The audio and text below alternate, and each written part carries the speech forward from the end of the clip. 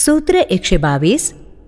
प्रकृत्या शून्यचित्तो यः प्रमादाद् भावभावनः निद्रितो बोधित इव क्षीरसंसरणो हि सहः.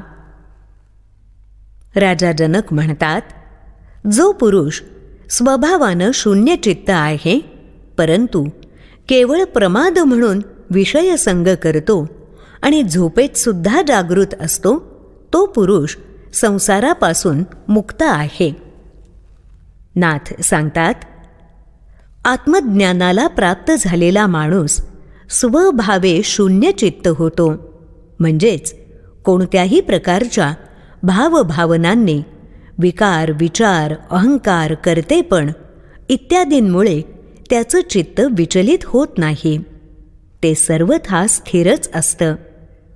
कोणत्याही द्वंद्वमूलक संघर्षाचा त्याच्यावर परिणाम होत नाही.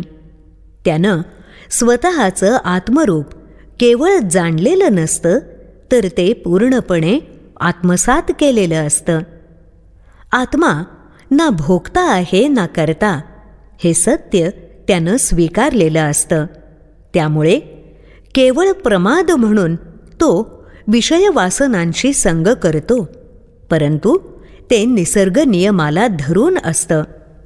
त्यांच्याशी त्याचा अहंकार किंवा अहंकारजनित कर्तेपण यांचा संबंध नसतो.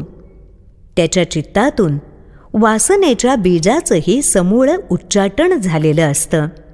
त्यामुळे त्याच्या चित्तात कसलेही आणि कोणतेही तण आणि तरंग, ताण निर्माण होत नाहीत. त्यामुळे त्याचं चित्त नेहमीच शांत, स्थिर आणि स्वाभाविकपणे आनंदी, प्रसन्न असतं.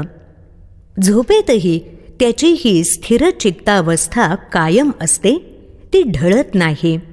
कारण त्याचं शरीर झोपलेलं असलं तरी त्याचा केवल चालक आत्मा सदैव जागा आणि जागरूक असतो. तो निर्लेप, निरासक्त राहून कर्म करीत गेल्यानं त्याला कोणतंही कर्मबंधन राहत नाही. तो नेहमीच सर्वार्थानं बंधमुक्त राहतो, बंधमुक्त असतो. हाच मोक्ष, हीच खरी मुक्ती. भोगातून आणि उपभोगातून त्याचा अहंकार आणि कर्तेपण गळून पडलेलं असतं.